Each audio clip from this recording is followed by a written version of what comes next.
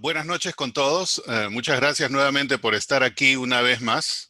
Eh, Increíble que ya estamos más de las 190 charlas. El día de hoy vamos a continuar con otra parte de la historia postal del Perú.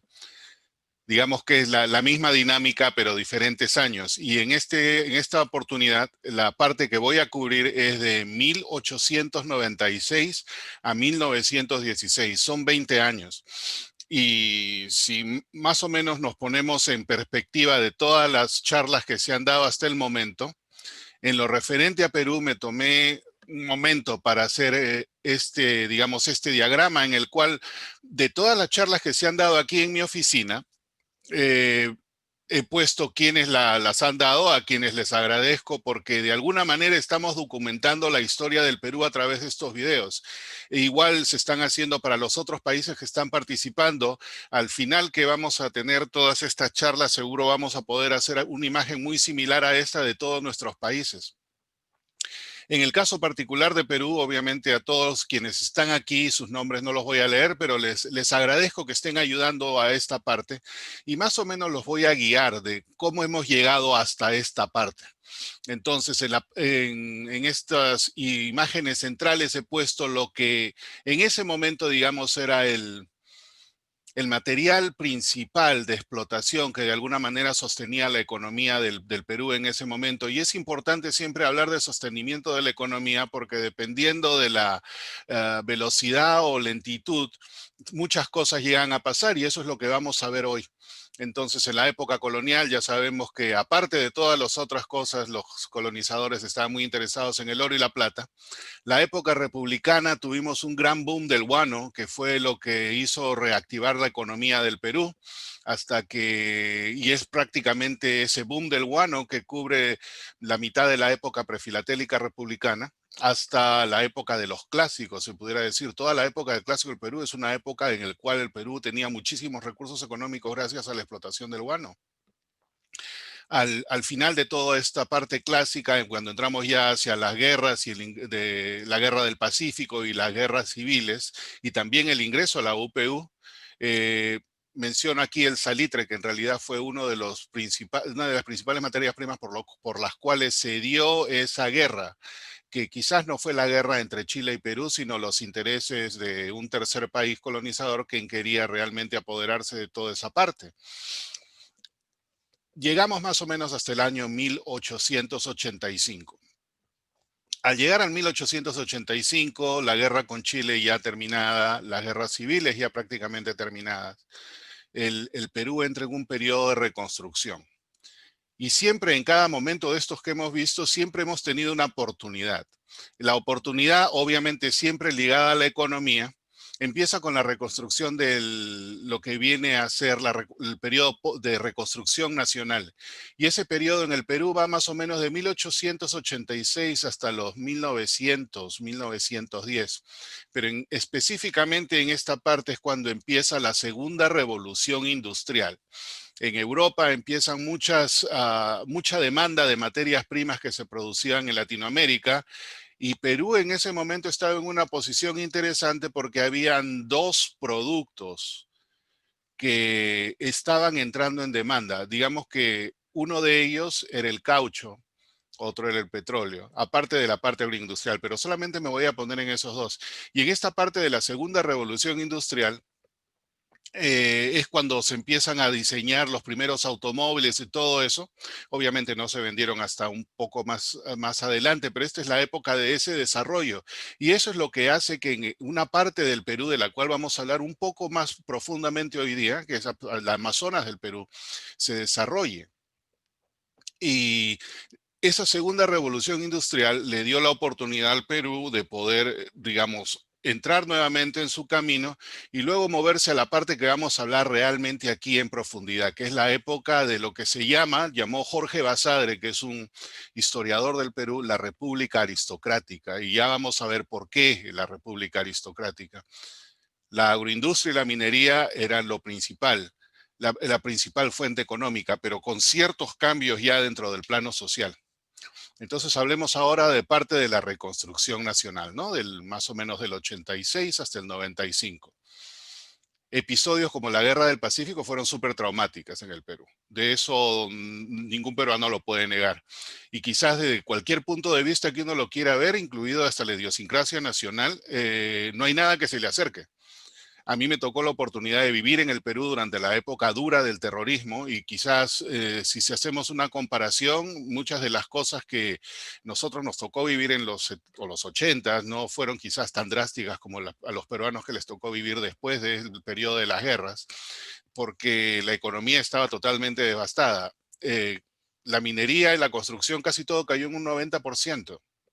El aparato productivo estaba prácticamente en quiebra, no había nada. Y le tomó al Perú 25 años recuperar esos niveles de producción que tenía antes de la guerra.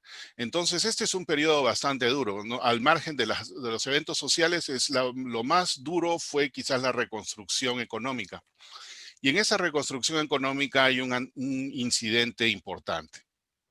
Entonces hablábamos que de las guerras, de la reconstrucción y todo eso, los primeros trenes o las líneas ferroviarias que se crearon en el Perú antes de la guerra tuvieron un costo. El costo de la guerra incrementó todo eso, las pérdidas económicas, todo eso puso al Perú en quiebra, al punto de que, como se menciona aquí, el 25 de octubre del 88, el Perú, que ya no podía dar más, firmó un contrato que se llama el contrato Grace. Y este contrato Grace, que tiene muchísimas estipulaciones, que fue con un comité de tenedores de los bonos de la deuda del Perú en Inglaterra, prácticamente el Perú le cede por 66 años la administración de los ferrocarriles. Los ferrocarriles eran los que estaban moviendo todo, era el medio de transporte único. Y para que le puedan dar esta posibilidad de explotación, los tenedores de la deuda externa del Perú dijeron, bueno, 66 años vamos a manejar esto y los liberamos de la deuda. Entonces prácticamente el Perú dejaba en manos de los ingleses o de este conglomerado inglés que representaba el contrato Grace, prácticamente el transporte dentro de su territorio de cualquier mineral o todo lo que se estaba creciendo en ese momento, y el Perú quedaba libre de deudas. Prácticamente una cosa que facilitó mucho parte de la reconstrucción. Entonces lo vamos a dejar aquí y entonces esta es la época de la reconstrucción. Y nos vamos a poner mirando lo que es el correo posguerra, del 86 al 95. Prácticamente las mismas tarifas que se veían antes, pero era una economía devastada. Y se ve de alguna manera en las cartas un cierto cambio de destinos, a mí me gusta llamarlo de esa manera. Antes, en periodo clásico, no se veían tantas cartas hacia los Estados Unidos. Hay, pero no había la cantidad que se empieza a ver a partir de esta época. Esta, por ejemplo, es una de esas, ¿no? Y va a un lugar, digamos, difícil como destino, Fort Stanton. Esto es un fuerte en Nuevo México. Nuevo México era una parte alejada dentro de lo que era el Estados Unidos, pero tenía una razón. Había en el Perú en esta época ya una presencia militar americana. Entonces acá tenemos las estampillas de triángulo, de las cuales ya habló Wim y no voy a entrar en mayores detalles ahí, lo cubrió perfectamente, y también Guillermo habló de los resellos departamentales, y aquí tenemos la de 5 centavos azul, que sería el resello departamental de Lima, si se quiere, ¿no? Una carta que seguía con la misma tarifa anterior, 11 centavos, de acuerdo a la revisión de 1881. Hablábamos de trenes y acá tenemos uno, es el Ferrocarril del Sur. Este ferrocarril es importante y les pido que lo recuerden porque lo vamos a ver en varias ocasiones. El Ferrocarril del Sur conecta Puno, que es la ciudad limítrofe, digamos, con el lago Titicaca y con Bolivia, hasta el puerto de Mollendo. Es toda esta parte, ¿no? Viene de las alturas de la sierra peruana hasta la costa en el Pacífico. El primer tramo de Mollendo a Arequipa se construyó primero y luego en el 1874, si no me equivoco, o por ahí, se construyó el segundo tramo. Esta línea punteada que ven ustedes aquí es la conexión con Bolivia. Esto es lo que vamos a expandir en un par de veces.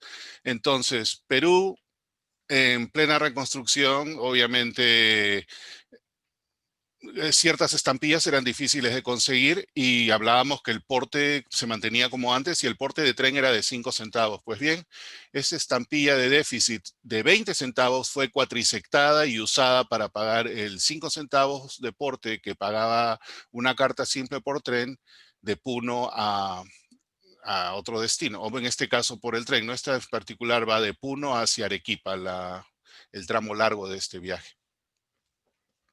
5 centavos era el porte de tren. Aquí hay dos cartas que van a Huancavelica y la de arriba va de Ica a Huancavelica, pero de Ica a Huancavelica no hay tren. O no había tren, bueno, no hay tren aún, pero pagó solamente 5 centavos. Esto es un franqueo deficiente que no fue multado. El de abajo va de Huancayo a Huancavelica, en los Andes del Perú, ambas ciudades. Y paga el porte doméstico de 10 centavos, 2 portes de luto. Hace un momento hablaba de la presencia americana y aquí este es un sobre bastante interesante. El sobre fue enviado de Paita, que es el puerto al norte del Perú, a Asbury Park en New Jersey. Paga 44 centavos, es un porte cuádruple cruzando la UPU. Y el remitente firma que está en el USS Mohican, el Mohicano, ¿no? En la estación del Pacífico, en Paita, el Perú. Está frente de las costas del Perú. Este es el Mohican, el Mohicano el barco, y aquí encontré esta foto de su tripulación disfrutando, pues en 1888, un año después de esta carta. Quizás estos fueron los marineros que estuvieron ahí, alguno de ellos o un amigo de ellos, fue quien envió esta carta que sale del Perú hacia New Jersey por alguien que estuvo en el Mohican. Aquí ya se empieza a ver cierta presencia americana y ya más prevalente, ¿no? Y más prevalente al punto que la presencia norteamericana se hace notar con mayor evidencia. Ya empiezan ciertas maniobras militares conjuntas, un apoyo logístico y demás cosas, ¿no? Y estas son un par de tarjetas que encontré, hechas en el Perú y que hacen alusión a esa presencia durante estos años, ¿no? Estas son más o menos del finales de los 900, de los 1890 por ahí. Otra carta que sale hacia los Estados Unidos, en Winchester, en Virginia. La estampilla de 50 centavos no es tan común de encontrar en sobre. 66 centavos porte sextuple cruzando Panamá. En esta época se cobraba el cruce de Panamá varias veces. En realidad, más adelante simplemente se le cobra una vez. Este es uno de los primeros sobres postales que fue habilitado en 1886 para volver a ser usado, y con una estampilla de triángulo de 1 centavo que va del Callao a París. Este es 1889.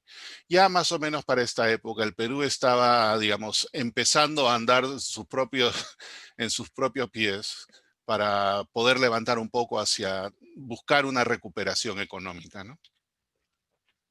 Correo oficial seguía existiendo, tal cual como existió anteriormente. Este era libre de porte y este va de Lima a Piura y está marcado tal cual. Está libre de porte, tiene la misma indicia de la que se hablaba desde antes, ya de la parte colonial, como la mencionó Julio Ponce, y cuando yo mencioné durante las dos charlas que di de la parte de mi conferencia anterior, que era parte del requisito, siempre y cuando fuera identificado quién era el remitente. Si era un ente oficial, se le daba curso y podía viajar libre de porte, como es el caso aquí. Este es uno de los primeros usos de etiquetas de registro que yo he visto en el Perú. Aquí tenemos esta etiqueta de Mollendo. Quizás hay alguna anterior, me parece que esta es una de las primeras que he visto en 1890, separado. Me imagino que este era el talón de un recibo adicional que hablaba de la parte del certificado, y la envía Belisario Vidal, que entiendo era un prominente político boliviano. Y si ven aquí abajo, habla de la Agencia de Aduanas de Bolivia en Mollendo. Después de la Guerra del Pacífico, cuando Bolivia pierde el acceso al mar, ellos obviamente, y hasta el día de hoy, siguen reclamando ese acceso, Pero ya desde aquella época el Perú les brindó una facilidad de salida al mar y era fácil de hacerlo hasta cierto modo porque existía el tren, el ferrocarril del sur, de Puno hasta Mollendo. Es por eso que muchas cartas, ya en esta época y quizás algo anterior, para salir de Bolivia hacia el extranjero, utilizaban esta ruta, la ruta a través del Perú. Y en este caso indica efectivamente que ellos tenían una agencia de aduanas en Mollendo. Este es un porte doble certificado y va a Inglaterra. Aquí tenemos otro correo oficial. Esta es la primera sobrecarga de oficio, o perdón, de estampillas oficiales de gobierno, si ustedes quieren llamarlo así. El porte libre era dentro del Perú, pero hacia el extranjero ya no. Entonces, cuando las entidades gubernamentales necesitaban enviar una carta al exterior, para cumplir con los requisitos de la UPU, usaban, en este caso, las estampillas reselladas con gobierno. Esta fue de Lima, Francia, y de Francia la redirigieron a Caracas, en Venezuela. Caracas, Venezuela, hasta esta época y mucho más adelante, todavía sigue siendo un destino raro para el Perú. En la parte posterior me parece que tiene la marca de entrada a Caracas. Ups. Esta es otra carta interesante, va de Lima a México vía Nueva York. Y me imagino que la razón de esto era porque ya las valijas de correo de frente que iban a ser distribuidas hacia cualquier otra parte del mundo tendrían una ruta establecida a través de Panamá y Nueva York, o Panamá y los Estados Unidos. Solamente he visto, digamos, cartas a México que tienen la etiqueta adicional de los Estados Unidos. He visto a El Salvador, he visto más o menos de la misma época. Me parece que también a Nicaragua, y esas iban de frente. Por alguna razón, y entiendo que estaba a México, al Distrito Federal, por alguna razón las de México iban a través de Nueva York. Esta tarjeta postal indica ya parte del procedimiento que siempre hubo en el Perú, ¿no? Se revisaba muchísimo los portes y todo este tipo de cosas. Entonces, esta tarjeta que va a Alemania fue por Panamá y debió haber pagado 4 centavos, pero aquí solamente paga 3. Entonces, la diferencia se cobra, el doble de la diferencia, se cobra a la llegada en Alemania en Pfennings. Me imagino que esta habrá sido quizás la diferencia de 10 Pfennings o algo así. No le he dado el punto exacto de cuánto ha sido la diferencia en este caso en particular. Esta es una carta que va a El Salvador y también es bastante interesante porque paga por error el cruce de Panamá. Y todos sabemos que El Salvador está en la costa del Pacífico, igual que el Perú. Entonces, esta carta no cruzaba Panamá, pero por alguna razón, la que fuera, pagó los 10 centavos de franqueo, la certificación, el acuse de recibo y el 1 centavo extra por cruce de Panamá que era innecesario. Hasta este momento lo que hemos hablado es la parte de la reconstrucción y es una época de gobierno militar, el gobierno de Andrés Avelino Cáceres, aquí el mariscal que vemos en el lado izquierdo. Y para esta época se presenta nuevamente una guerra civil de la cual ya hablaron Abraham Valencia y Al Haud. Y con la serie provisional de seminario que no voy a tocar, este sobre es de esa época. Entonces, en esta guerra, se dio una guerra civil porque Nicolás de Piérola, a quien le apodaban el califa, parece un califa, se rebeló contra Cáceres porque había acusado a Cáceres de que habían habido fraude y todo eso. Finalmente Nicolás de Piérola entra a la presidencia del Perú. Y con el ingreso de Nicolás de Piérola a la presidencia del Perú, es que empieza lo que se llama para en la historia del Perú la República Aristocrática. Y acá está una definición que le da el historiador Jorge Basadre, ¿no? Dice que se conoce como la República Aristocrática del 1895 a 1919 al periodo republicano de la historia del Perú caracterizado por el dominio político de una oligarquía En esta época se hablaba de las 40 familias, que se dedicaba a la agroexportación, a la minería, a las finanzas y todo eso, a través del control político del Partido Civil. En realidad eran dos partidos, pero se habían puesto de acuerdo. Era el Partido Civil y el Partido Demócrata. Y de todos estos presidentes de esa época acá, uno solo fue demócrata, que es este señor de aquí, Billinghurst. Todos los demás eran del Partido Civilista. En realidad todos eran digamos, de la misma tendencia política, ¿no? Entonces ellos fueron los que dominaron el Perú durante todo este periodo. Acá tenemos esta estampilla de la Patria Sentada que se emitió para la inauguración en la presidencia de Nicolás de Piérola, y está mata sellada exactamente el día que Nicolás de Piérola toma el poder, el 8 de septiembre del 95.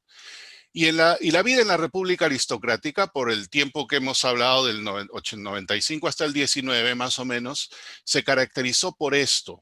Había un consenso y una estabilidad política, la economía estaba en recuperación, pero las masas eran controladas, había mecanismo de control social.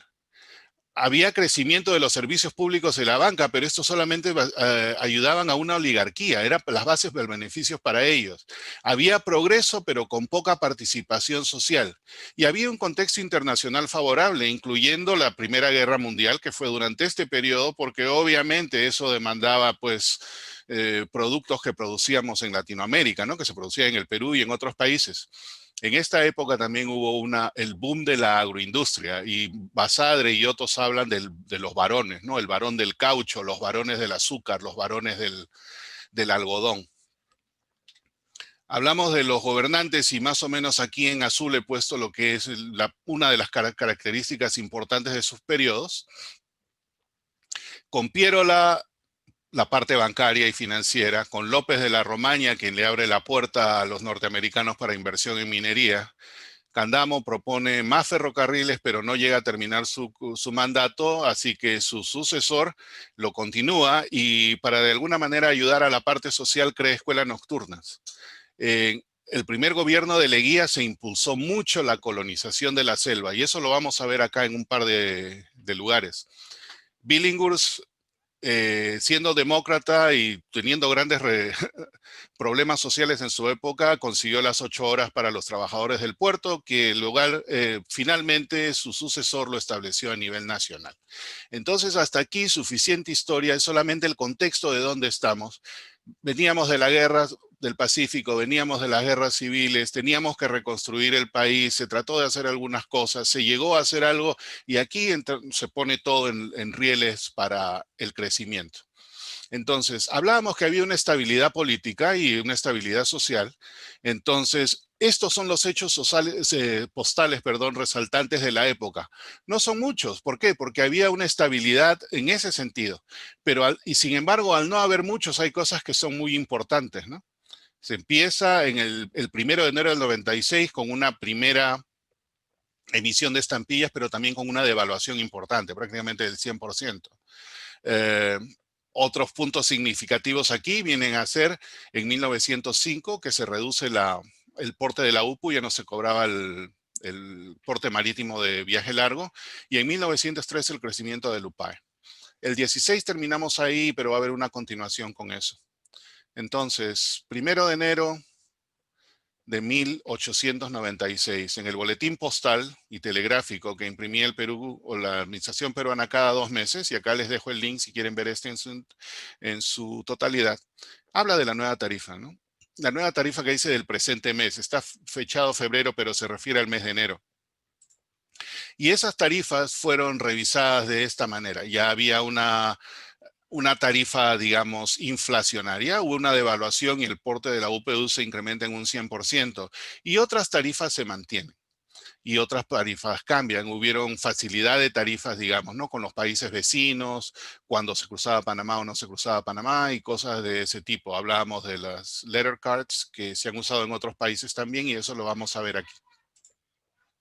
Entonces, 1 de enero 1896 empieza la nueva tarifa.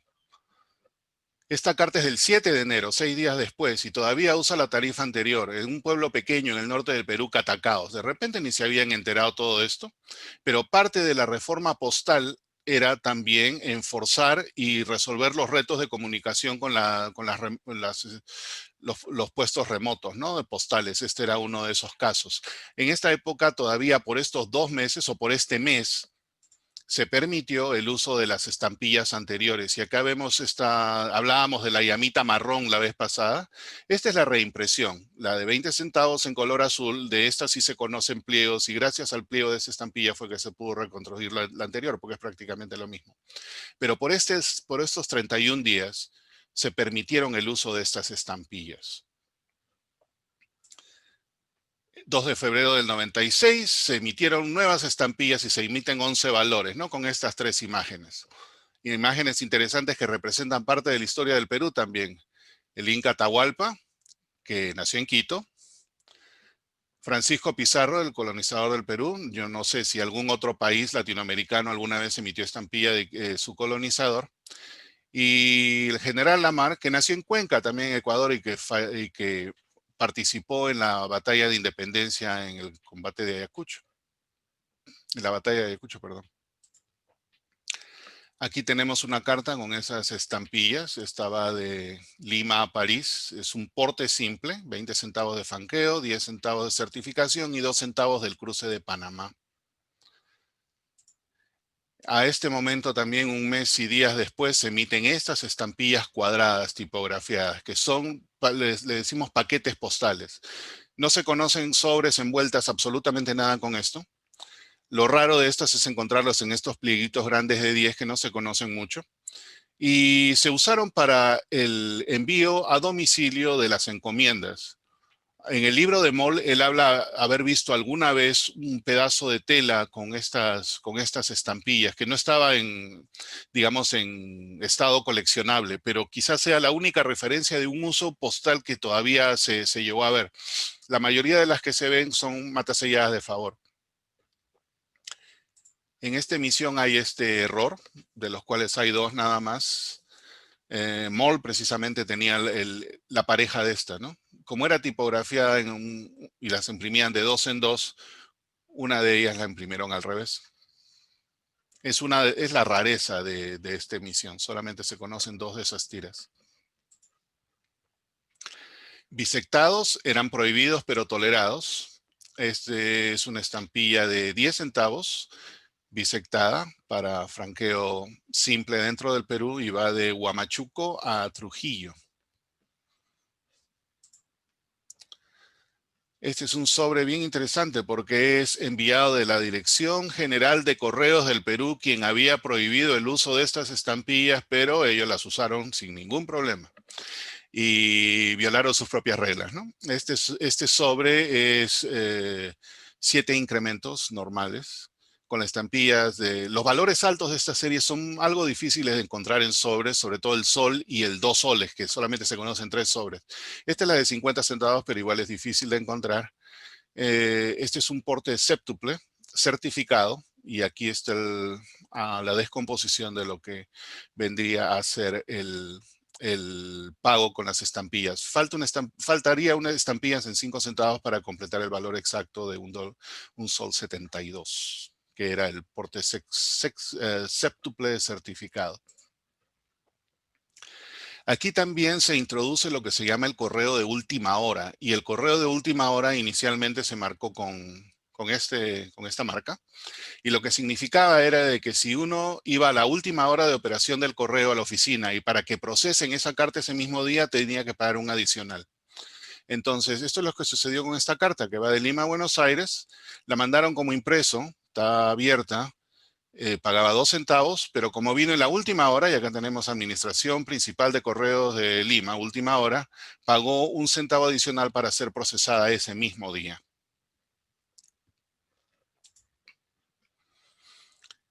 Acuse de recibo. En 1896 el acuse de recibo era 5 centavos y esta es una carta que es un doble porte certificado de Lima a Valparaíso, abril 22 del 86, 10 centavos porte simple, el primer incremento y la certificación, cada uno a 10 centavos y el acuse de recibo 5 centavos.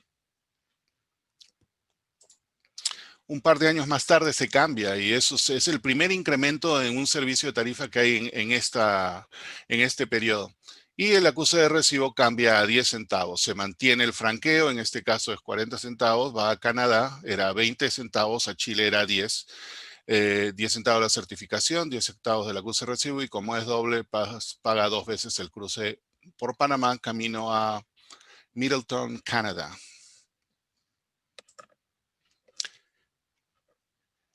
Antes de explicar esto, quiero que vean la estampilla en sí. Parece que estuviera decolorada, que algo pasó y se le corrió la tinta, todo eso. Esta es la estampilla de 50 centavos. Esta también es la estampilla de 50 centavos, pero no está decolorada ni tiene nada de eso. En los archivos de la American Banknote hablan de que el Perú pidió experimentar con los que le llaman las tintas que se diluyen con el agua. O no recuerdo el término exacto, pero estas tintas con Runaway Ink, por alguna razón, al parecer, se utilizaron en esta estampilla de 50 centavos. Y las estampillas para uso oficial se sobrecargaron con este diagonal gobierno. Las estampillas que son para uso común no se conocen con esa peculiaridad en la tinta corrida y rosada, que ha tornado rosado el papel. Todas las de gobierno, sí. Entonces parece de que se experimentó con eso y como estas estampillas eran para uso, digamos, dentro de las entidades gubernamentales, decidieron usar estas que se veían de alguna manera malogradas o de mala calidad para sobrecargarlas con gobierno. Lo mismo sucede con el 10 centavos. El 10 centavos para uso común tiene goma. 10 centavos con gobierno, la mayoría, bloques y todo eso se ven sin goma. No sé por qué razón, pero son dos peculiaridades de las estampillas aquí en este caso, ¿no? Entonces, digamos que el gobierno peruano en aquella época se tomó el trabajo extra de vender, digamos, un producto de una mejor calidad, por decirlo así, a los usuarios postales y ellos se quedaron con las que estaban medias malograditas, digamos, ¿no? Ok. Esta cubierta es súper interesante y la conseguí, creo que durante el último año. Es un envoltorio de impresos que va a África, va a Orán en el África, y paga un sol 20, que en esta época se pagaba 3 centavos por cada 50 gramos. Entonces, si hacemos el cálculo, un sol 20 significaba un envío de 2 kilos, un envío de un impreso de 2 kilos que va desde el Perú hasta el África. Estos sobres con estampillas de gobierno son bien raros. Y este es el único que se conoce, perdón, es del 50 centavos, es el raro. Este es el único que se conoce con dos y usado todavía para impresos. Aquí ya empezamos a hablar un poco de la selva del Perú. Y anteriormente varias veces he tocado de eso. Una de mis aspiraciones es en algún momento hacer una colección que me gustaría presentarla sobre la historia postal de la Amazonía peruana. Pero hay tan poco material que hay que cubrir pues muchísimo tiempo, pero el desafío está ahí y ojalá lo pueda llegar a hacer algún día. Entonces acá hablamos de la ruta en la temporada seca. Cómo viajaba una carta desde la ciudad de Iquitos, en la Amazonía peruana, hacia Lima. Tenía que tomar el río Amazonas hacia el camino de Yurimaguas, hacia los Andes, cruzar los Andes, bajar a la costa y luego continuar por tierra. Esta es una carta de esas, pero a pesar de que es dentro del Perú, esta carta tomó 38 días. Viaja el 18 de junio de 1897 de Iquitos, en la Amazonía peruana, hacia Lima. Pero esta es la temporada seca, la temporada que era realmente un desafío. Era la temporada de lluvias, que ya no había acceso a través de los Andes hacia la costa. Y esta es una cosa súper interesante, quizás otro país la tenga, pero el Perú la tiene. La ruta doméstica de la Amazonía a la costa en época de lluvia era a través del Atlántico. Esta carta tenía que tomar río arriba, yéndose hacia el Amazonas, cruzando todo el Brasil, salir de ahí, ir por la parte norte de Sudamérica hasta Panamá, en Panamá conectar nuevamente hacia el sur para llegar a Lima. Esta carta demoró 53 días en esa travesía Es la época de lluvias que va de noviembre a abril, de Iquitos a Lima, e igual paga los mismos 3 centavos. Esta es una carta doméstica, como esta. La única diferencia es la ruta gigantesca que tenía que tomar para llegar de un lugar a otro. Otro punto interesante del Amazonas en esta época es de que ya para esta época había, Iquitos era una ciudad importante en el sentido de muchos europeos, americanos y todos que explotaban el caucho, los varones del caucho. Y vamos a hablar un poquito más de eso a medida que me muevo aquí. Este es un ejemplo que quise poner. Hablábamos que una carta de Iquitos a Lima, dentro del Perú, demoraba 38 días en la época seca, 53 días, que en realidad esta es una carta rápida, he visto otras que demoran más en la época de lluvias, pero de Lima a Europa solamente tomaba 26 días. Era más rápido mandar una carta a Europa que mandar una carta a la Amazonía del Perú. Entonces aquí vemos una carta del 26 de octubre del 97 que va de Lima a Borna, en Alemania. Pagó todas las cosas que tenía que pagar acá, incluyendo el última hora que se ve un poco borroso. Pero es increíble. Era más rápido llegar hacia Europa desde Lima que a la misma ciudad de Iquitos en el Amazonas peruano. Y esta es la ruta del Amazonas a Europa. Se viajaba vía Lisboa. Y esta tarjeta la encuentro muy interesante.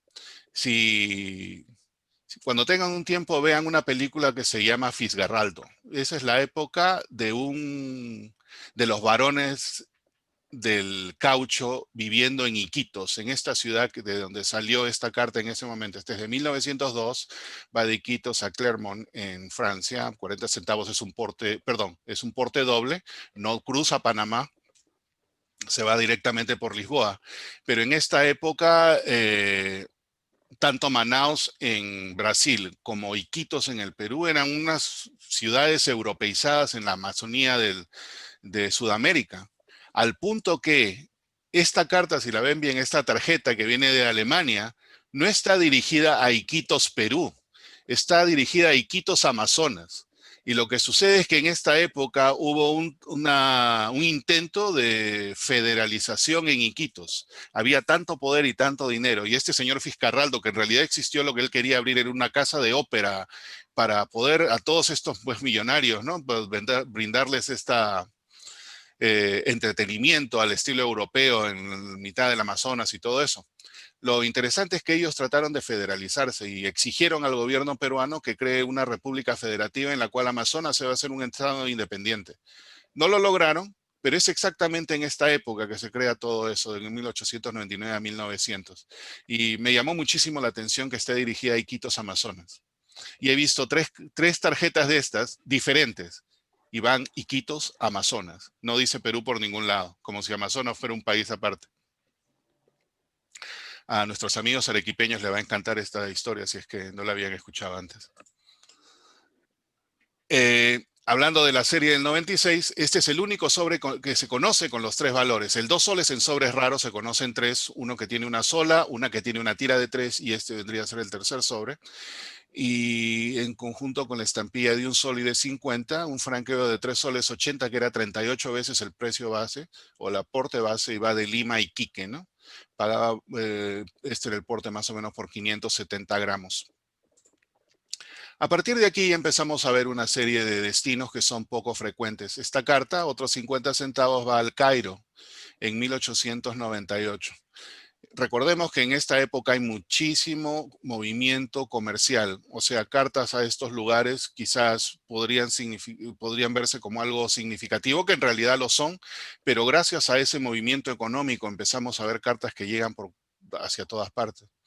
Este es un interesante fuera de valija de la Pacific Steam Navigation y tiene su marca aquí, ¿no? Lo he puesto como uno de los usos interesantes. El imprint del lacre lo hace más significativo y más interesante también. Obviamente hubieron, digamos, escasez de estampillas y durante un periodo de 5 meses se permitió a la estampilla de 5 centavos de déficit el poder ser usada como franqueo. Aquí está el decreto. Esta va de Arequipa a Mollendo, pagando los 5 centavos de tarifa doméstica simple porque fue por el tren Arequipa-Mollendo. Otro par de destinos interesantes, el de arriba va a Cristianía, Noruega. El Cristianía era el nombre anterior de Oslo, que cambió en 1924. Y la de abajo va a Kobe en Japón. Sobrepago porque para ir del Perú a Japón no hay que cruzar Panamá. Sin embargo, otra vez, las cartas del Perú, por alguna razón, así como las que fue a México que vimos anteriormente, y quizás para aprovechar el tránsito por el correo americano, las mandaban a Nueva York primero. Esta fue de Lima o del Callao, perdón, Panamá, Nueva York, cruzó los Estados Unidos muy posiblemente en el tren transcontinental y de ahí tomó barco hacia Kobe en Japón. Esta es otra carta interesante de una ciudad también en la Amazonía que se llama Tarapoto, es el nombre. Va multada porque no tiene el porte completo, ¿no? Entonces esta fue franqueada únicamente con 17 centavos cuando debería haber pagado 22. Nuevamente marcada en origen, tasada la llegada y paga la diferencia, no pagó el doble.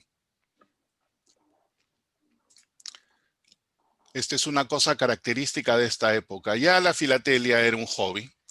Las estampillas que se emitieron para la inauguración de Nicolás de Piérola fueron muy bien aceptadas por su diseño, igual que esto de aquí. Así que se les ocurrió hacer unas estampillas de unos valores pues imprácticos, ¿no? 5 soles y 10 soles. 100 veces el porte base. No tuvieron éxito, se usaron muy pocas. La mayoría se resellaron posteriormente de 5 centavos para uso de déficit. Este es otro fuera de valija. El fuera de valija es importante porque si una carta si fuera a ser llevada por un tercero no pagaba el fuera de valija, se le iba a declarar como contrabando postal e incluiría en una serie de penalidades y todo eso. Entonces, este es un sobre muy probablemente llevado por la misma Grace Company a su casa en matriz en Nueva York. Paga 2 soles 16, 43 estampillas es total y está matasellada con el fuera de valija. Esta es otra carta grande también. Es 18 veces el porte base más la certificación EQC de recibo. Va de Chimbote a Nueva York y tiene la tira más larga de la estampilla, la primera estampilla bicolor del Perú, que también tiene la imagen del presidente Eduardo López de la Romaña, quien fue quien abrió, digamos, ¿no?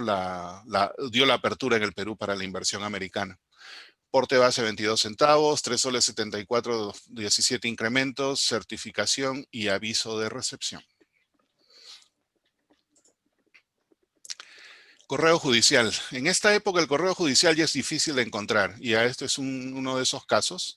Va de Huaraz a Cajatambo, un sol 70, 34 veces la tarifa base para un peso de 510 gramos. Otros portes sin cruce de Panamá. El de arriba va a Montevideo, paga 20 centavos y tiene una marca de última hora y no pagó el sobrepago el sobreporte de última hora. El de aquí debajo va a Guatemala, igual al que vimos anteriormente, el que iba a El Salvador, no paga cruce de Panamá porque entra por la costa del Pacífico. En 1901 las estampillas de un centavo empezaron a escasear, así que estas de gobierno fueron autorizadas para uso común. Ahí vemos dos casos bastante interesantes. El de la derecha, 32 centavos, todos con estampillas de un centavo, es porte simple certificado. Y el de la izquierda, a pesar de que tiene la tarjeta postal o la tarjeta carta, estos 3 centavos no cuentan para el franqueo. Así que se pagó el franqueo con estampillas porque esta tarjeta no estaba autorizada para pago a destinos de la UPV, estaba de Lima a Buenos Aires en 1901. Así como se resellaron las estampillas anteriores o se permitieron estampillas de gobierno para uso común, también faltaron estampillas, había esa demanda. En esta época es más difícil ver este tipo de sobres que no tienen estampilla franca por falta de estampilla, se ven, pero no tanto. Y aquí hay dos casos, ambos de 1901, que van de Ambo a Lima. y el otro va de Arequipa a Lima. Interesantemente, son casi de la misma época, son del mismo mes, al mismo destinatario, de dos puntos diferentes del Perú. Obviamente algo pasó en 1901. Una de las cosas que sucedió, pero no la puedo relacionar directamente con esto, es que dentro de los muchos conflictos que tuvimos con Ecuador en 1901, qué casualidad, agosto y septiembre hubo algo. Hubo un conflicto, pero en todo caso, Arequipa es al sur, Ambo es en la sierra. No sé si tenga algo que ver con eso, eso demandaría un poco más de estudio, ¿no? Por ahí. Seguimos acá con la patria. Esta es la última estampilla que se emitió con esa imagen de 22 centavos y dos destinos interesantes. Uno que va del Callao a Helsinki, en Finlandia, a Malm, paga el porte simple de 22 centavos, y el de la derecha a Budapest, cuando era parte del Imperio Austrohúngaro, porte doble de 44.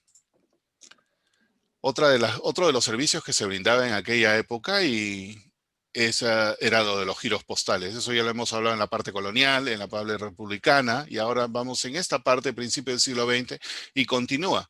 Pero acá hubo dos cambios. Cambio número uno, hubo una excepción de tarifa, y para enviar un giro postal, y aquí tenemos un ejemplo de esos, y no se ponía el pago digamos, el pago de la emisión de este giro postal, a pesar de que decía aquí giro postal, no se pagaba con estampillas postales, se pagaba con estampillas fiscales.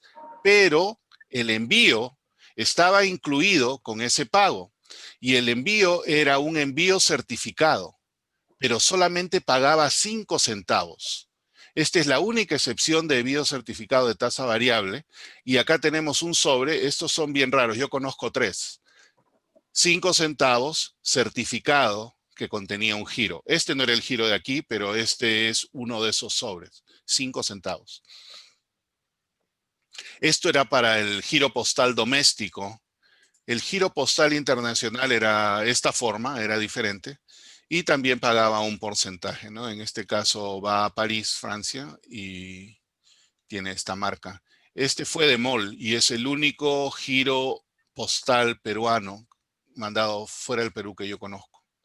El anterior, conozco tres, cuatro. De este solamente conozco este. Otra vez Bolivia. La ruta marítima de Bolivia era la ruta de Puno a Mollendo por el tren.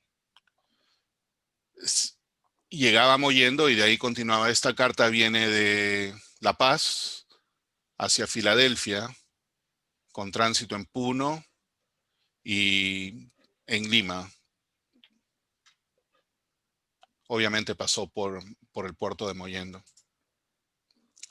1905 cambian las tarifas. Aquí por el Congreso, que en este momento se me escapa de la mente, de la UPU, se redujo o ya no se permitió la sobrecarga por el viaje marítimo de larga distancia.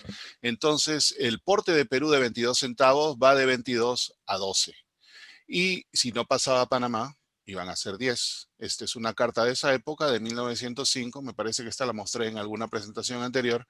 Va de Paita a París, pero la carta se origina en Ecuador. La llevaron hasta Paita y de ahí la depositaron. Aquí ya vemos esa reducción. Este sobre viajó por la línea Cosmos, la línea alemana, ¿no? Que luego se llama Hapag, pero ya eso es posterior. Va del Callao a Coquimbo, en Chile. Es una carta cuádruple certificada. 4 por 10, los 40 centavos de porte, más 10 centavos de certificación por el vaporcitos. O el barcocitos. Otros usos interesantes, la de arriba es la única que yo he visto que va a Tasmania, va de Lima a Hobart en Tasmania, y fue multada a su arribo con 1 centavo. Esta va de Morococha, una zona minera en los Andes del Perú, hasta Manila en Filipinas vía San Francisco. Y esta va del Callao a Port Elizabeth en Sudáfrica. Y también fue marcada en déficit al origen y al llegar pagó un penique. En esta uno empieza a ver destinos raros y a decir, caramba, esta tarjeta destino raro va a Madagascar, Tananarive en 1908, que luego era el nombre anterior de Antananarivo. Esta la practiqué como 10 veces para poder decirla bien, en Madagascar. Un destino rarísimo.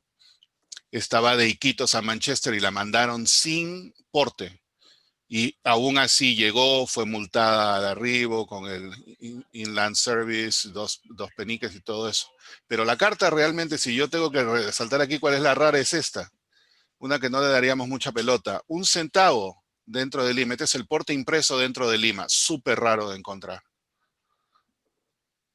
¿Por qué? Porque esto es prácticamente lo que se llama, pues, junk mail, ¿no? Correo basura. Nadie lo guardaba, todo el mundo lo botaba. Otras cartas multadas, esta carta interesante de acá arriba con un sectenace para pagar la diferencia. Aquí otra multada que va hacia Nueva York y paga los 6 centavos de diferencia, que era exactamente lo que faltaba. No se le cobraba el doble, en Estados Unidos le cobraban eso. Y esta tarjeta interesante también que va del Callao a Bangkok cuando se llamaba Siam. En 1939 cambia a su actual nombre, Tailandia. Servicio expreso. El 1 de abril de 1908 se implementa un servicio expreso entre Lima y Callao. La carta de la izquierda es dentro de Lima. Un servicio expreso dentro de Lima pagaba 1 centavo por el porte en la ciudad más 10 centavos de porte expreso. El de la derecha es entre Callao y Lima. Pagaba los 5 centavos entre Callao y Lima, el porte de tren, más los 10 centavos del expreso. Se ven más cartas de estas que me imagino habrán sido filatélicamente creadas y del Callao a Lima únicamente conozco esta. Otro sobre interesante con una estampilla difícil de encontrar el sobre de 50 centavos negro con la imagen del correo. Esta va de Paita, al norte del Perú, a Colón en Panamá, 80 centavos porte séptuple certificado. Y curiosamente va a Panamá, no es que vaya a hacer paso por Panamá, pero quizás como en Panamá todas las cartas que venían siempre o eran de paso, accidentalmente le pusieron este tránsito por Panamá. Y luego tiene la de la agencia en Colón, que es en la otra costa. Me imagino que habrá sido este tránsito por Ciudad de Panamá para mandarlo a su destino final. Pero es curioso encontrar cartas que vayan a Panamá que digan tránsito, porque no estaban en tránsito, ya llegaron al país. Casos como el anterior, la estampilla de 1 centavo sobrecargada gobierno se agotó, así que en 1912 500.000 de estas de 1 centavo gobierno también fueron autorizadas para franqueo. Aquí vemos este uso en particular que va de Lima a San Galén por vía de Magallanes, no pagó el cruce de Panamá. Y esta que debió haber sido una carta doble fue multada al arribo con 6 peniques. UPAE, 1913. En 1911 hubo un congreso en Montevideo. Varios países sudamericanos se reúnen y forman lo que se llamó la Unión Postal Sudamericana. Todos estos países implementaron un porte específico para la correspondencia que transitara dentro de sus países. Al Perú le tocó este porte de 8 centavos. Así que la estampilla de 12, que era de la UPU, la resellaron con esto, en color rojo. Esta estampilla se ve en combinación con portes que van a otros países con tarifa de la UPU, pero dentro de lo que es la tarifa del UPAE es bastante rara. Esta es uno de esos casos, va de Lima a Buenos Aires pagando la tarifa UPAE simple de 8 centavos. Este es el mismo caso, pero el porte de certificado también se redujo a 8 centavos. Entonces esta paga 16, 8 de porte y 8 de certificación. Aquí vemos un caso de cómo era que se usaba, ¿no? Normalmente se usaba en combinación para ir al otro lado. Otro destino interesante en Curazao. Paga 22 centavos porte simple certificado registrado del Callao a Curazao. Y esta de aquí abajo, que va de Lima a Mombasa, en África Oriental Británica, que lo que hoy es Kenia. Bien, la misma situación. La estampilla de 8 centavos UPAE usada como parte del franqueo para ese destino. 1911, ya para esta época el presidente Leguía estaba en el palacio, era el presidente, y él le dio un impulso muy grande al desarrollo de la selva, o fue uno de los primeros en dar ese desarrollo. Y aquí él también influenció para que localidades que eran remotas y no tuvieran muchas cosas, les daba mucho impulso en el sentido de favorecer inversiones y personas querían moverse y trabajar las tierras por ahí, les daba la tierra en concesión por 50, 100 años. Yo tuve un familiar que hizo eso y recibió unas tierras en concesión por 150 años y, y empiezan a desarrollar. Puerto Maldonado es uno de esos lugares y esta carta sale de ahí, de Puerto Maldonado, casi en la frontera entre Bolivia y Brasil, en la selva amazónica sur, digamos, del Perú. Eh, Usada con estampillas de déficit y con el matasello de Puerto Maldonado. Esta va de Puerto Maldonado a Cincinnati en 1913.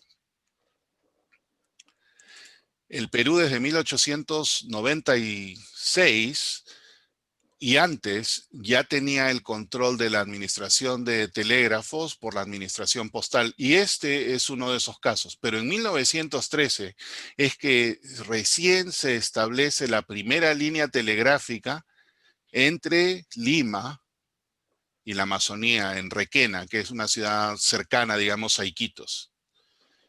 Y este telégrafo es el más antiguo que yo he encontrado de una comunicación telegráfica de Lima a la selva amazónica, justamente en la época de Leguía, que como decíamos le dio bastante impulso, ¿no? Yo llamo este documento como la más antigua evidencia que existe de una comunicación electrónica entre la costa y la selva del Perú. Que lo era, un telegrama era una comunicación electrónica. Agencia Postal Peruana en Panamá. Esto es otra cosa bastante rara. Al ingreso del Perú a la UPU en 1879, el Perú tuvo que implementar esta agencia postal porque los ingleses se quejaron de que el Perú no tenía modo de llevar la correspondencia del lado de la costa del Pacífico a la costa del Atlántico. Así que al Perú le tomó una determinada cantidad de tiempo implementar esa agencia postal en Panamá, que existió desde 1879. Pero en 1879 no tenía matasellos. Y hasta esta época seguía en funcionamiento, porque esa era su función, pasar el correo peruano de una costa a la otra. Y aquí tenemos dos ejemplos de esta agencia postal del Perú en Panamá. El matasello en sí es bastante raro de encontrar. Esta es una tarjeta postal que lo tiene en el frente y esto es una cosa personal que no pago porte, pero habla de un saludo a alguien que estuvo ahí, Agencia Postal del Perú, Panamá y fechado en el medio. Y esta fue una carta quizás que fue recibida por algún paquebot que pasó por ahí o viajó sin marca o algo sucedió, pero paga los 12 centavos y va del Callao a Nueva York. En la parte de atrás tiene la recepción de Nueva York y está marcada con una perfecta aplicación de esta agencia postal de Perú en Panamá. Hablábamos del impulso que le dio Leguía al desarrollo del Amazonas y creo que este sobre es el que mejor lo ilustra. Este sobre es de Nazaret, que ni siquiera lo he encontrado en el mapa, en el río Javari. El río Javari es esta sección en la puntita del Perú que es límite entre Perú y Brasil. Selva amazónica que no tiene ninguna ciudad cercana por el lado del Perú y la ciudad más cercana o pueblo en el lado brasilero se llama Remate de Males. Esta carta, que como dice acá, Correos del Perú, Nazaret, Río Javari, que está en algún lugar de este pedacito, el, el impulso que dio Leguía fue de tener las lanchas correo. Y había una lancha fluvial correo que llevaba el correo por este lado y que utilizaba este matasello. Pero a pesar de que era una lancha fluvial del Perú, que pagó los 10 centavos para que vaya esta carta de Javari hasta Nueva York, no lo entró al correo peruano, que hubiera entrado a la oficina de Iquitos, que más o menos estaba por acá. Simple y llanamente continuó por el río Javari y al llegar a Remate de Males, que aquí se ve pequeño, pero ¿qué es esto? Y este es el matasello en el departamento o en el estado de Amazonas, en Brasil, simple y llanamente lo depositó en el lado brasilero, pero había pagado el porte peruano. Increíble. Ya digamos, la lancha fluvial estaba en potestad de poder transferir directamente, hacer todo lo que debía haber hecho el correo dentro del Perú, simple y llanamente para pasarlo al otro lado. De ahí, en tránsito de Remate de Males, hay otro tránsito por Manaus, la ciudad más grande, y obviamente llegó hasta Nueva York, también en la parte de atrás está la recepción a Nueva York.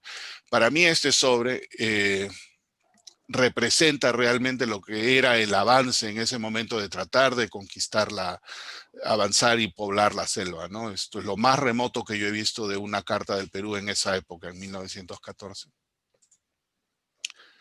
1914 nuevamente, acá tenemos la época de Billinghurst y su gran visión de crear un puente que fuera del Callao hasta las islas que están al frente de San Lorenzo. Esto se quedó en aspiración, pero esta tarjeta postal existe, y algo rara según entiendo por parte de los que coleccionan tarjetas postales, y estaba circulada desde Lima hasta Bruselas en 1914 y redirigida a Fieldville. Esta otra va a Bohemia, Lima a Bohemia, ¿no? En el Imperio Austrohúngaro. Bohemia, acá tenemos el porte, 12 de franqueo, es un doble certificado, registro de aviso de recepción. Después de la Primera Guerra Mundial, Bohemia cambia su nombre a Checoslovaquia. Esto era lo que era Checoslovaquia antes de la guerra.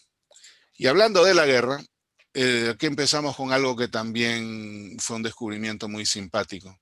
Esta es una carta que va del Cusco a Tomsk, a un prisionero de guerra alemán en los campos de concentraciones en Siberia. Tiene la censura rusa, que entiendo esto significa examinado por el censor. Viajó el 4 de noviembre de 1914, otra vez de Cusco a Tomsk. De Tomsk fue reenviada a Tobolsk. Entiendo de que este fue el primer, donde tenían inicialmente a los prisioneros de guerra, pero ya los mandaron a este lugar donde estaba el campo de concentración.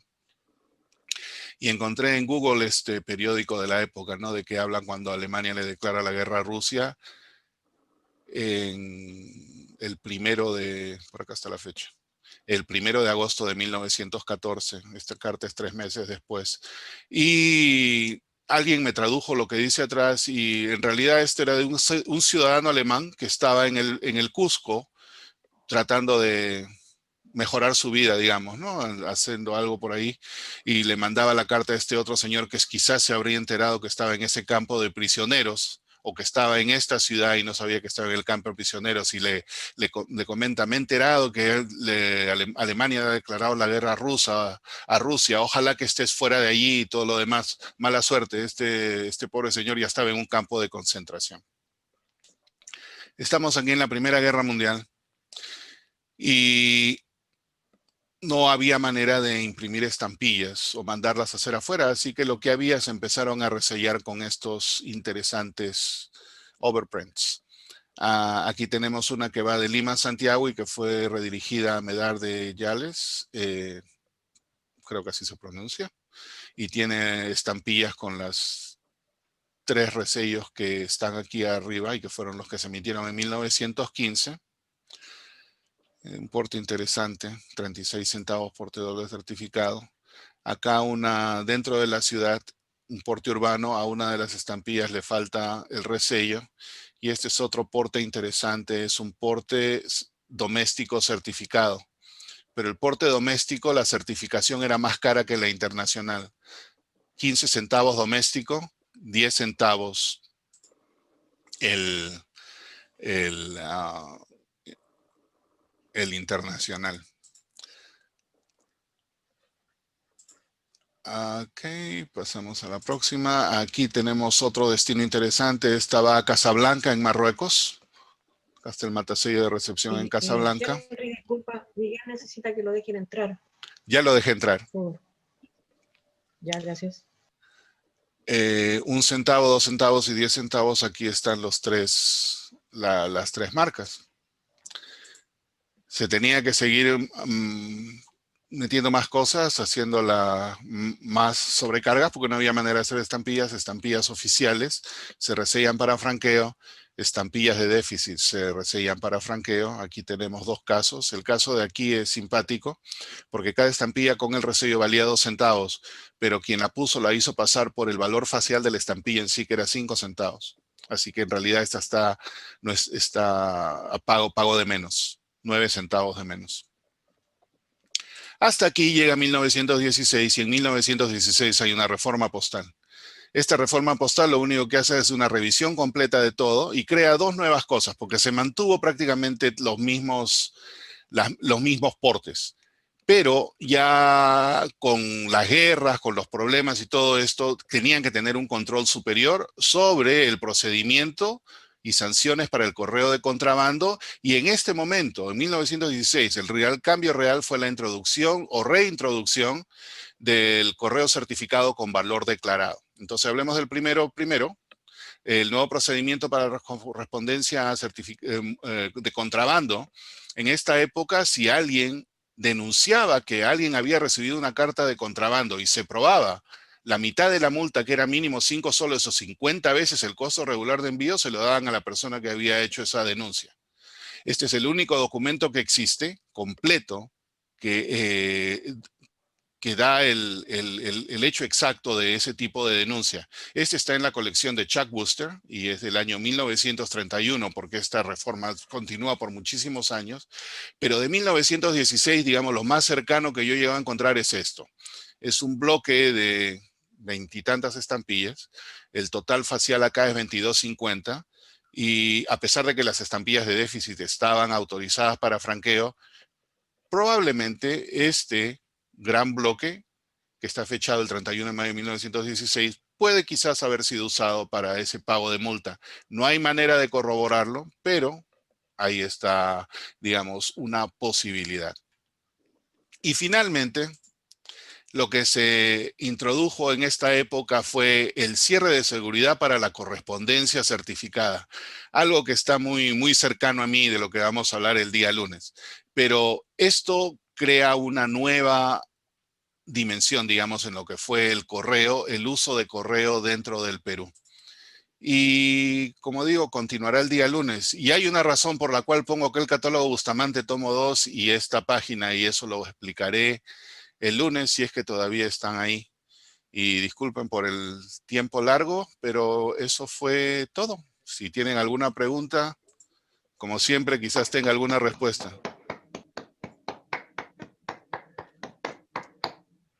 Buenísimo. Muy bueno, Henry. Muy bueno, Henry. La Gracias, verdad, muy, bueno, muy Henry, claro. muy buena. Muy bueno, sí, sí, sí. Presentación, Henry, muy bonita. Muy lindas piezas además, ¿eh? Felicitaciones, Gracias. Henry. Excelente. Muy bueno, Henry, muy bueno. Gracias. ¿Preguntas por ahí? Martín. Hola, ¿qué tal? Ahí me gustó muchísimo la pieza esta que mostrabas de Nazaret, que había ido por el río hasta Perú y salió perdón, hasta Brasil y salió por Brasil. Cosa curiosa, bueno, de que, bueno, por lógica, digamos, era más fácil a pesar de la gran distancia salir por el río. Claro. Lo que me llama la atención es que decís que era una empresa chica y que no tenga ningún tipo de marca de concesión, la empresa de navegación, tipo estafeta ambulante fluvial. Había en ese momento tratados entre Brasil y Perú al respecto para el uso indistinto de las estampillas peruanas y brasileras en el río. Había empresas de navegación que hacían tipo estafetas ambulantes fluviales en el trayecto o algo así. En primer lugar, Nazaret es en el lado peruano, entonces obviamente tenía que usar la estampilla peruana. Uno. Dos, los botes o el correo fluvial era bajo contrato con el correo peruano. Entonces, así como se contrataban anteriormente los postillones en la sierra y todo eso, todavía se seguía haciendo aquí. Ahí tengo otros documentos que no son de esta época, quizás lo puedo enseñar más adelante. Hay lo que se llama el pasabante, y el pasabante era un documento que tenía que llevar esta persona, y en cada pueblo que llegaba lo tenían que sellar todo, o sea, había un control bastante grande. En el caso especial de quien estaba navegando por ese río, que no es un río grande, dicho sea de paso, es un río, no es el Amazonas, pues es un río pequeño en su botecito, y paraba y ponía su matasello, todo. Me imagino yo, por eso digo que habría que buscar un poco más. Tendría la potestad y ya estaba autorizado de que si es que era una carta al exterior, tenía que mandarse directamente por el lado brasilero. Debe haber, de hecho, existido un convenio, porque ahí está bien marcado, ¿no? Remate de Males, que es hasta el otro lado. Y cuando estaba viendo en YouTube, Remate de Males es tan remoto como Nazaret. O sea, hay 2 casitas, 2 motos, en esa época quizás un bote, y se acabó todo. Es una especie de mensajería fluvial. Claro, eso es lo que era. Como digo, ¿no? Eso demanda más estudio. Mi aspiración, como dije en algún momento, es en algún momento hacer una colección de historia postal de la selva. Pero de repente, bueno, en el intento, porque no hay mucho material, pero igual lo pienso hacer. Pero es interesantísimo para estudiarlo, la verdad. Claro. Henry, soy Abraham. Sí, Abraham. No sé si recuerdas que hace unos años justo Al Juez publicó un sobre también de Nazaret. Sí. Conversamos ahí varias cosas y yo recuerdo que encontré, por ahí debo tener el archivo, lo escribí en el grupo de la FP, que por ejemplo, ¿no? Ahora que hablan esto de la correspondencia, había un empresario, en esa época, bueno, ahora el lugar día Fritzen nos dirá cómo se pronuncia, actualmente se llama Atalaya do Norte, antes era Remate de Males, no sé cómo se pronuncia. Claro, ese debe ser, sí. Claro, y había un empresario, por ejemplo, en 1904 o 5, Pío de Acevedo Veiga, un cauchero brasileño, Sí. que tenía sus almacenes en Nazaret, que dicho sea de paso, ahora se llama Amelia, cambió de nombre hace algunos años. Ok, y con razón no lo encontré. Claro, él tenía sus oficinas principales en el lado brasileño y sus almacenes en Nazaret, y usaba mucho la correspondencia peruana, porque le pagaba menos impuestos teniendo sus almacenes en la parte peruana, ¿no? Entonces, por ahí quizás algunos de sus trabajadores, amigos, sus familiares eran los que usaban este tipo de correspondencia. Sí, sí, sí. Y precisamente este sobre se lo gané a Al, que en algún momento verá esto, y tuvimos una conversación después de eso, pero... Sorry, Al.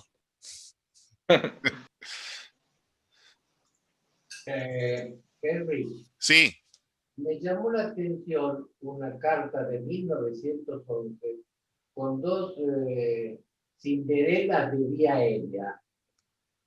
Sí, ese sobre no es aéreo. El sobre está dañado en la parte posterior, y quien me lo vendió me dijo de que quien él lo agarró probablemente para tapar esa parte, le puso goma y le puso esas cinderelas de correo aéreo. No es aéreo, no voló aéreo, ese aéreo es posterior, pero lo utilizó solamente para tapar esa parte. Y no lo he sacado, y bueno, el sobre es un destino raro, por eso lo mostré. Gracias. Henry. Sí. Tengo un par de preguntitas. Sí, adelante. Hay una tarjeta, en el momento que hablabas de las primeras épocas de Iquitos, los sobres esos que daban toda la vuelta. Sí. Mostraste también una tarjeta que está impresa en color rojo. Ajá. ¿Podemos verla de nuevo? Claro. No, sí, parecido. Déjame. La había cerrado sin querer. Con hummus. Ok, déjame compartir pantalla y ahí la vemos. Sería... ¿Dónde está? Por ahí, por ahí. Sí, lo estoy buscando. Espérate.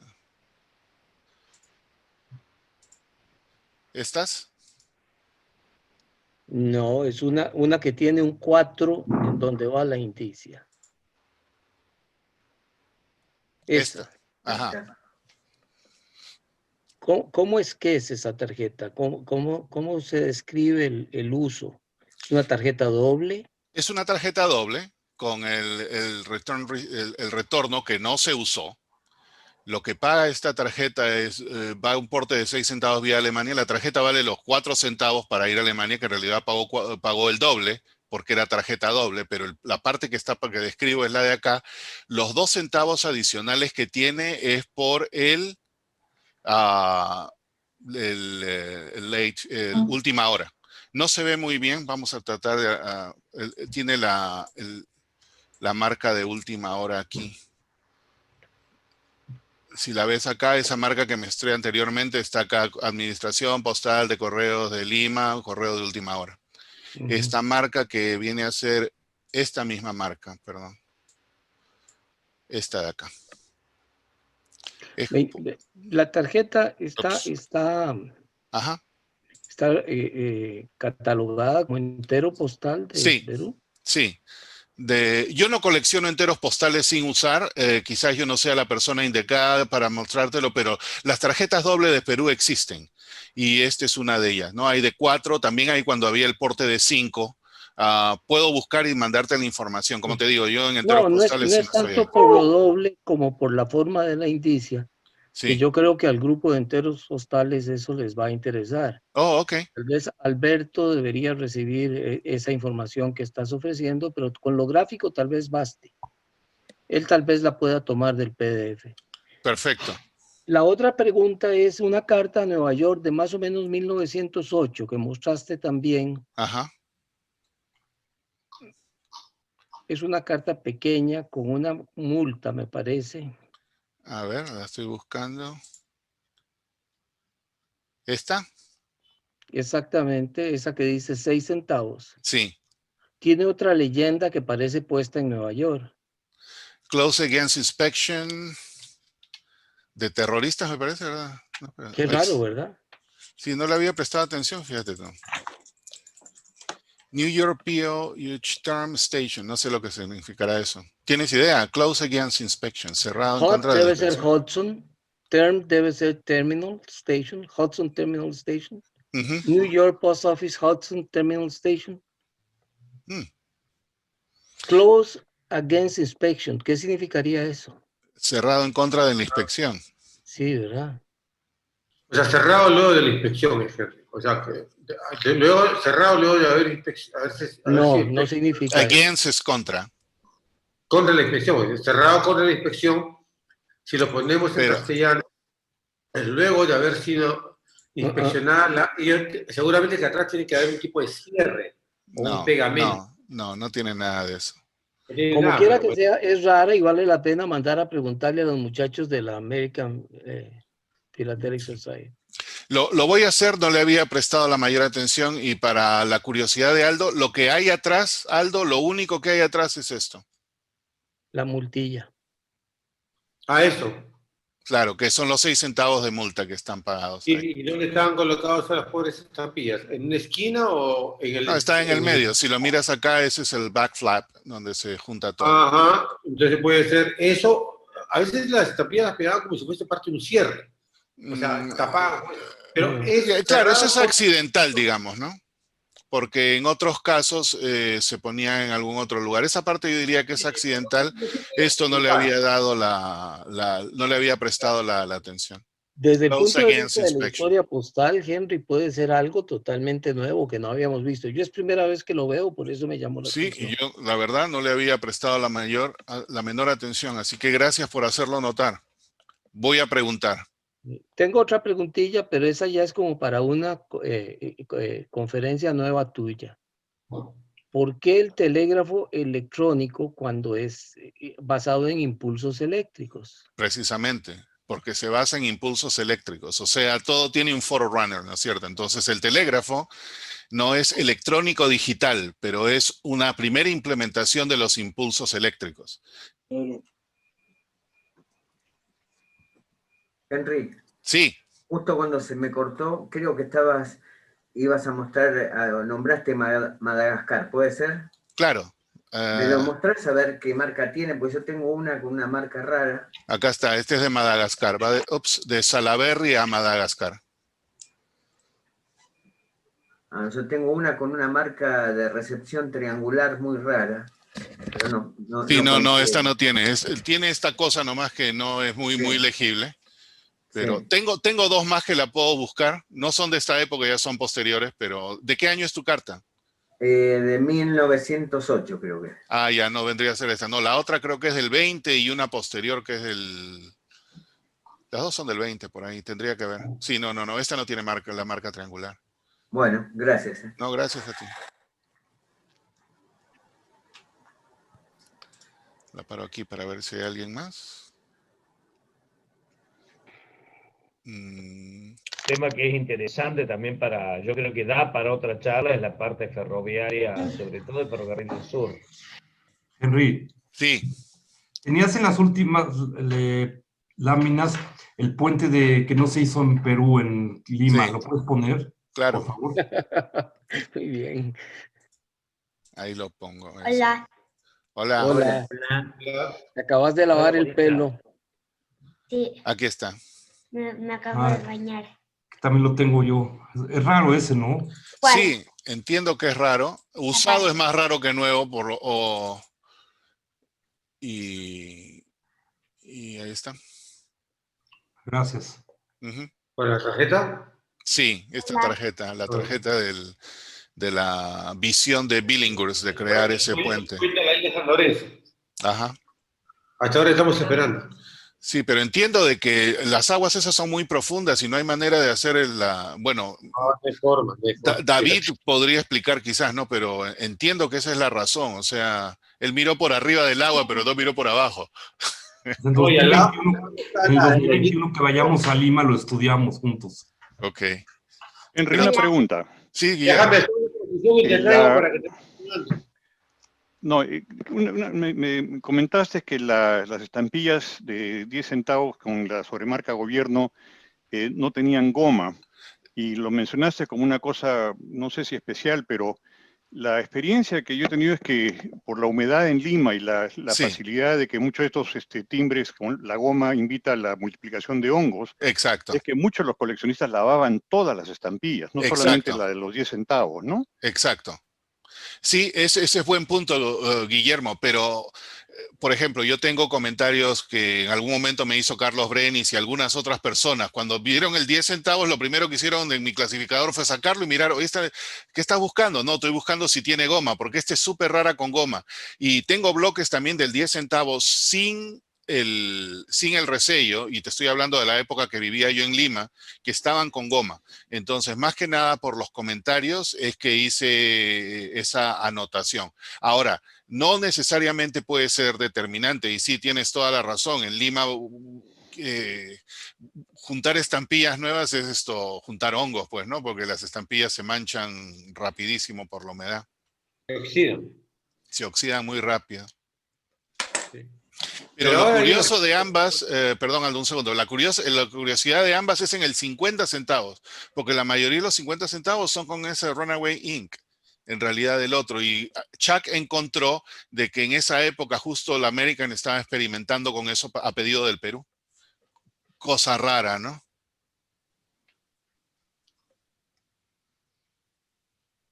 Henry, una pregunta, por favor. Sí, vamos con Aldo, de ahí vamos con Jaime, Paul y Esteban. Yo no he dicho nada. Ah, ok, Jaime. Gracias, Henry, como siempre, de la mejor calidad tu charla. De ese trabajo que quieres hacer de la Amazonia, me imagino el reto que va a ser que armes algo. ¿Cuál es la correspondencia más vieja que tú conoces de esa zona del Perú? Que yo conozco están en la colección de Julio Ponce. Él tiene de la época colonial de Jeveros, que es anterior a... No sé si él está acá y él podría explicar eso. Lo más temprano que yo tengo es de 1862, de Iquitos a Lima. ¿Y en la época de la colonia, qué los llevaba hasta allá tan lejos? Caucho. También caucho, tan temprano. Sí. De ahí viene el nombre Jeveros, de Jeve, que es esto. Perdón, si Julio César está por ahí, el jevero sí era por los jeves. El jeve es el sinónimo del caucho, pero principalmente era un tema de colonización y de evangelización. Ellos querían llegar a tomar esto y en la época del inicio de la conquista hubieron reparticiones de tierras a determinados conquistadores, entre ellos, o sea, disculpa que la que tengo acá al costado, mi esposa Marcela, que es Morey, a los Morey le dieron parte de la selva. Entonces, eran reparticiones en las cuales yo tenía que evangelizar y lograr también obtener un rédito. O sea, no solamente era por el tema LGBT, también había tema de agricultura, también había tema de madera. El punto es importante, por eso yo siempre traigo a colación la parte económica, ¿no? Porque acá al final de cuentas toda esta parte siempre ha tenido un interés económico, entonces podemos hablar de evangelización, todo eso, pero al final de cuentas es lo que dice Aldo, o sea, hay que, ok, yo te doy esto con esta excusa, pero ¿qué me significa a mí en dinero? Esa era la colonización, y siempre ha sido así. Y déjame quitarte un minuto más y a lo mejor si Julio César está por ahí, que no lo veo. Negro, ¿estás por ahí? No. Acá estoy. Ahí está. El hecho de llevar cartas a determinados lugares muy recónditos del Perú no rentaban. ¿Qué cosa es lo que rentaba al correo llevar correspondencia? El papel sellado. Y el papel sellado, porque cobraban, digamos, tasas y porcentajes sobre los documentos enviados, ¿o no, Julio César? Sí, el papel sellado y las encomiendas era sobre todo, más que las cartas. Era mucho más dinero que una cartita. En la época colonial. La cartita era la cerecita de la torta. Sí, por eso hay periodos, y eso es importante también ponerlo en su tiempo correcto. Es cierto, en la época colonial y quizás principios de la República haya sido así, pero más adelante ya se busca el interés comercial, pues, ¿no? En este caso, por ejemplo, Leguía, él quería que colonicen la selva y él les ponía cualquier facilidad para que puedan inclusive sacar su correspondencia, que era su comunicación. Quizás a pérdida en lo que sería la parte de correo, pero las facilidades que le daba al desarrollo del área eran parte del costo de inversión. Porque yo me imagino el reto que sería cruzar los Andes en esa época. Entonces, el interés económico para justificar ese cruce debió de haber sido enorme, ¿no? Sí, hay un libro que habla de un proyecto que nunca se llegó a hacer, del tren que iba a ir de la costa a la selva. Y ahora, obviamente, por las lluvias y el terreno que, no solamente los Andes, pero lo pantanoso que podía ser el cruzar el Amazonas, nunca se pudo hacer nada, pues, ¿no? Entonces, intenciones hubieron, pero la geografía no ayudaba. ¿Y hay algún plan para conectar Iquitos por tierra? No, esa es la otra cosa interesante. Iquitos es la ciudad más grande del mundo que no está conectada por carretera. A Iquitos puedes ir o volando o por el Amazonas. Al día de hoy no hay carretera.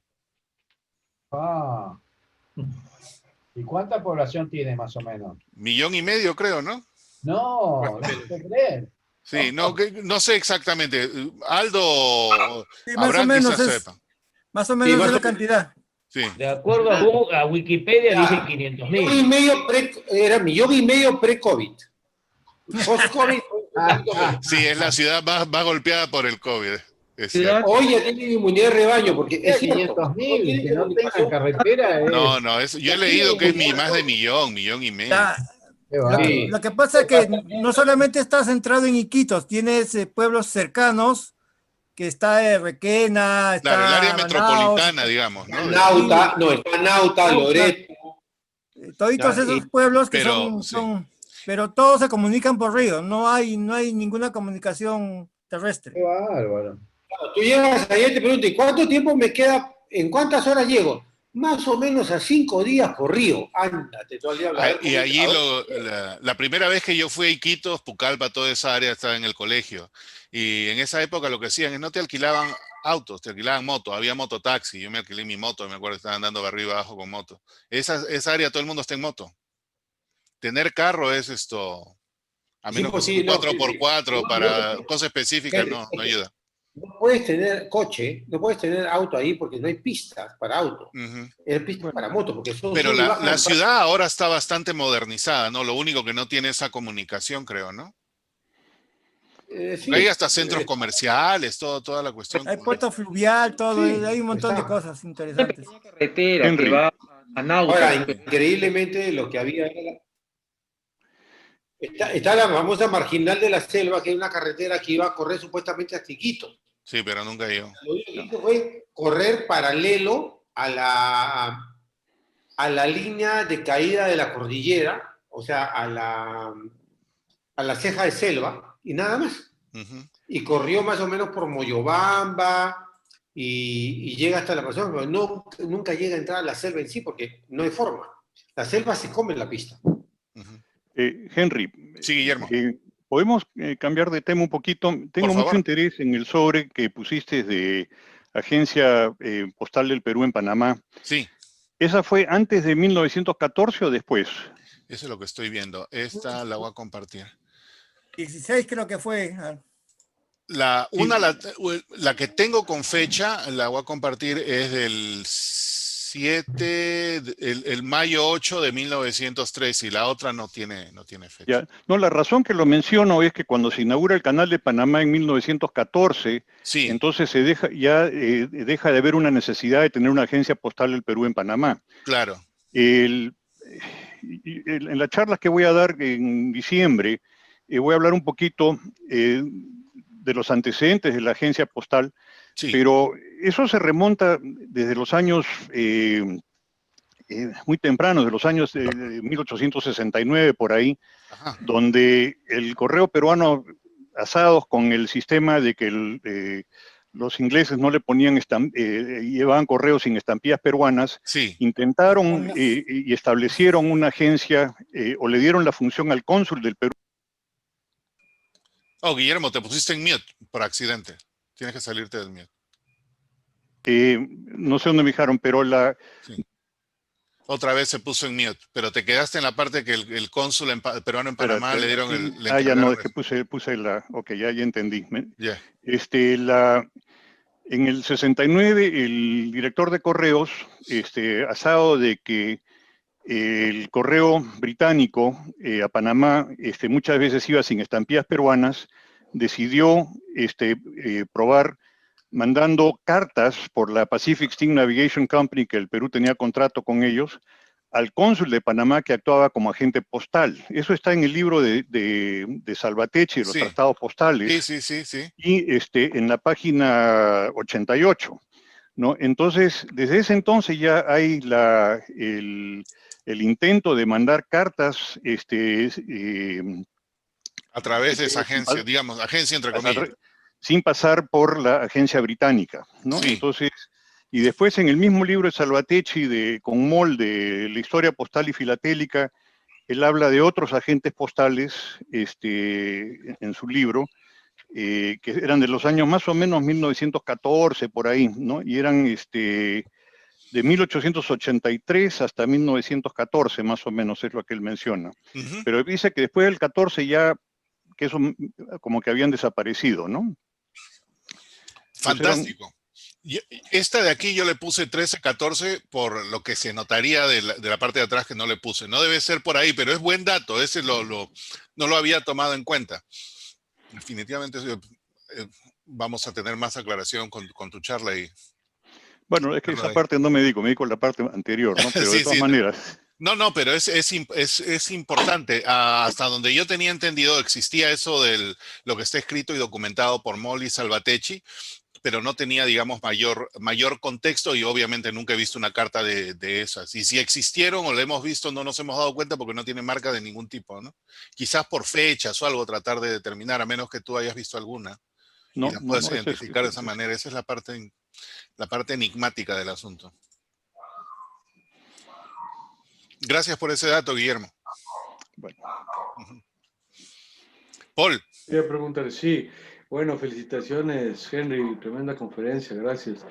Y a mí me gustó mucho la pieza esa con el cuatrisectado, no sé si puedes poner, esa del ferrocarril.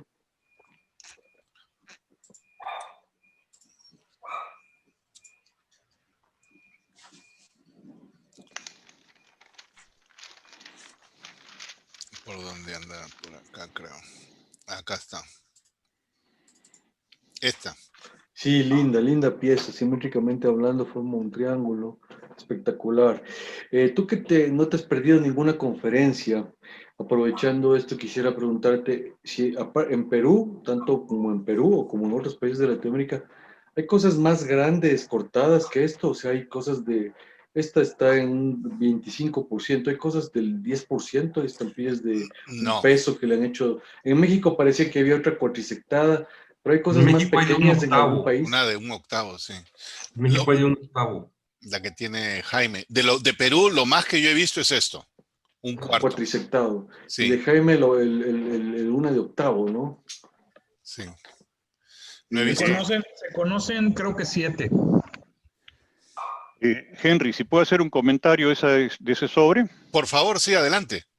Mira, es interesante porque la Arequipa no tenía un matasellos, un cancelador con fecha hasta marzo de 1884. Y antes para la recepción del correo ponían esta R que está escrita.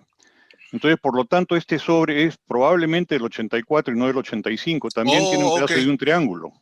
Sí, sí, sí. Entonces, le puedes, ¿verdad? Tienes razón. Tiene un pedazo de un triángulo. No me había dado cuenta que es la puntita. Ahí sí.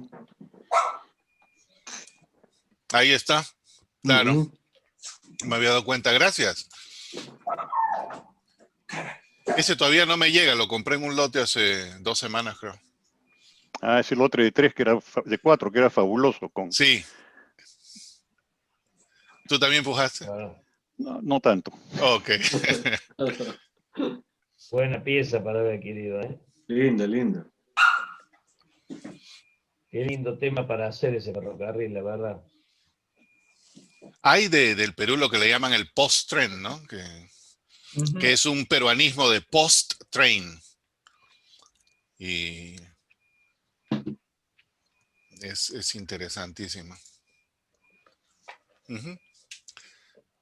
¿Alguna nota final por ahí? Sí, Henry. Sí. Quería hacer una pregunta. Mira, me parece absurdo que saliendo del Amazonas, salían a Brasil, subían por el Atlántico Norte, cruzaban Panamá y volvían a bajar para Lima. Ajá. Era un recorrido absurdo, teniendo la ruta del Pacífico Sur, que las naves que venían de Europa volvían a subir por la Tierra de Fuego, subían a Lima. Ajá. Me parece absurdo ese recorrido. Por el canal de Panamá se hacía muy largo y muy complejo y muy caro. Bueno, no había canal de Panamá, ¿no? Todavía. Sí, obviamente, con mayor razón, tenían que cruzar eso, que era más difícil y más caro. Ajá, pero lo que hay que tomar en cuenta, Esteban, es que la conexión marítima del Pacífico, del Perú hacia Panamá, quizás tenía una mayor frecuencia que la de ir por el sur del Atlántico. Quizás esa sea una posibilidad. Otra posibilidad está en que Panamá, San Tomás, todo eso en el Caribe era punto de distribución, ¿no? Entonces, esa era entiendo yo que era la razón. Ahora, si hay que medir tiempos, no sé qué tan rápido hubiese sido tenías que salir obligatoriamente del Amazonas al Atlántico, porque no había manera de cruzar el Amazonas, no había servicio aéreo, no había nada. No había manera de meterse a la mitad de Brasil porque era el mismo laberinto, no había manera de irse hacia arriba por Colombia porque era lo mismo. Entonces tu única opción era salir hasta el Amazonas al Atlántico, y de ahí tus únicas 2 opciones eran norte a través de la costa norte de Sudamérica o al sur a través de la costa sur de Sudamérica. No había otra opción. La segunda opción era ideal también porque no tenían que cruzar Panamá, ¿no? Pero, claro. Hubo una conferencia, recuerda que la correspondencia que venía de Europa pasaba por Brasil, llegaba a Buenos Aires o a Montevideo y volvía a subir por Pacífico Sur. Pero tú no has mencionado ni una vía de esas. No, porque la vía que se conoce de esta época era precisamente a través de Panamá. Hay otra cosa que es más, voy a hablar más. Perú no fue el único país que mandó correo doméstico a través de un tercer país. El otro país fue Colombia. En la época de que Perú pierde Leticia, Colombia tiene Leticia, pero ellos no tenían ni siquiera servicio aéreo a Leticia. Y para mandar cartas de Leticia a Bogotá, se iban a través del Perú. salían por el Amazonas, se iban a través del Perú, entraban por Buenaventura y después se la llevaban de nuevo. Yo tengo 2 de esos sobres.